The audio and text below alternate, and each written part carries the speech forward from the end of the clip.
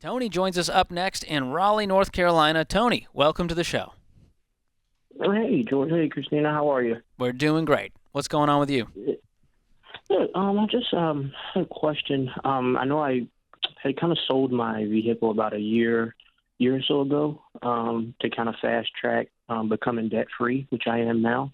Nice. I know my sister actually had a car that was kind of just sitting at my parents' house, her old car. So I kind of fixed it up, put about $2,000 into it, and kind of have driven that since last year, sometime beginning of last year. And I think it was kind of for my niece. She's going to be graduating high school soon, so I knew her parents weren't going to have the money to fix it up. So it was kind of a win-win for both of us.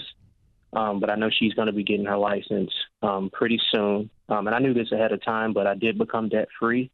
I don't want to go back into getting another auto loan. I'm scared that might affect me in, saving towards my emergency fund, or also, home buying later down the road. So I just want to know what exactly what my options were now. Well, your options are to buy a car with cash, and that means we're going to buy a car with cash and save up and buy a car with cash. Save up. It's that simple. So what kind of car would you be looking at? I know in my research, I definitely know now I want a Toyota or a Honda, just a basic, sedan, Corolla, Civic. Good man. Something used, old. Okay. So have you looked at your area in Raleigh and said, hey, what's a 2012 Civic going to cost? Yeah, I have.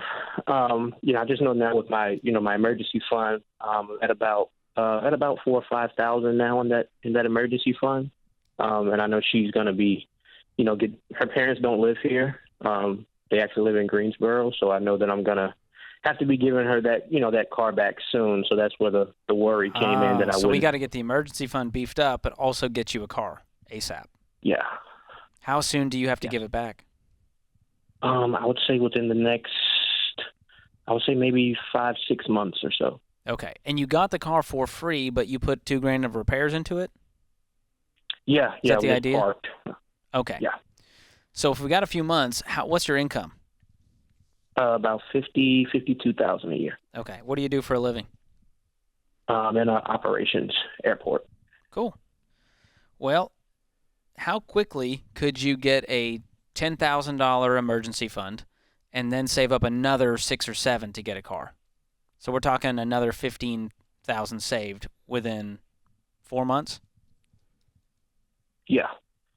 What would that take? Could you take some side jobs, some side hustles? Yeah, I could. Work overtime? I don't know what your situation is at work. Yeah, I could work. Yeah, I can work some overtime. Definitely, have a few jobs here or there, just to make up the income. Yeah, and this is for a short season. I'm not talking 2 years of this. I'm saying for 4 months, can we basically double our income in order to be in a real good spot when we have to hand over this car? And I would get really clear on the timeline of this. Like you're saying maybe 5 to 6 months, but obviously if we're trying to save super aggressively and get to that goal of a car, a month or two is going to make a huge difference. So I would have that conversation as soon as possible just to figure that out. So then you can map out, what do I need to save each month?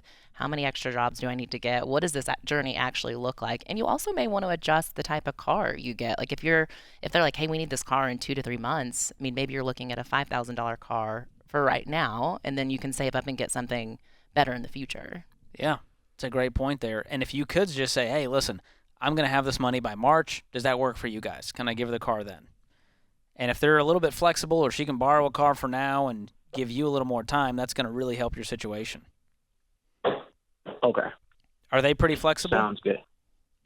Yes, they are.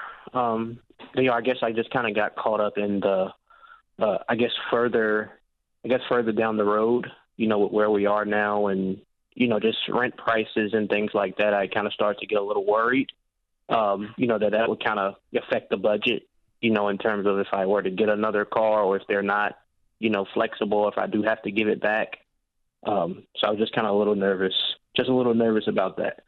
Well, have no fear. We're going to create a sinking fund line item in your budget that is for that new car, and we might put that in a separate savings account versus your emergency fund, because it can get all squirrely when you're just looking at one savings account going, well, I have enough for the car, but I don't know if I have my emergency fund now. So I would separate the two and set up a new savings account just for the car, and that way you know exactly where you stand at all times. Sounds perfect. But your A1 is getting that emergency fund beefed up to 3 to 6 months of expenses. Do you know your monthly expenses right now? Yeah, I'm at I would say about 2,500. 2,500. Okay. So 4 months would be 10 grand. I would say maybe about 1,700. I'm sorry. Not 17. Oh, okay. So we're talking about 10 grand or so would be a fully funded emergency fund, and you're close to that. And so within a few months, you'll be there, and then the next few months, you're going to be focused on saving up for that car. And whenever you have to give it back, whatever car we can get for that amount of money, that's what we do. And it may mean getting scrappy, and we're going to Facebook Marketplace and Craigslist and negotiating and doing it with a cashier's check and trying to get a deal. But that's going to be your best bet. Sounds good. Well, and it's obvious, too, that you're willing to drive a car that you fixed up and that's what you've been driving recently. So I think if you just kind of keep that mindset of, like, I'm not really going for a nicer No one's going to be impressed with this car, and that's okay. We're running our own race, and Tony's good with that. Appreciate the call, man.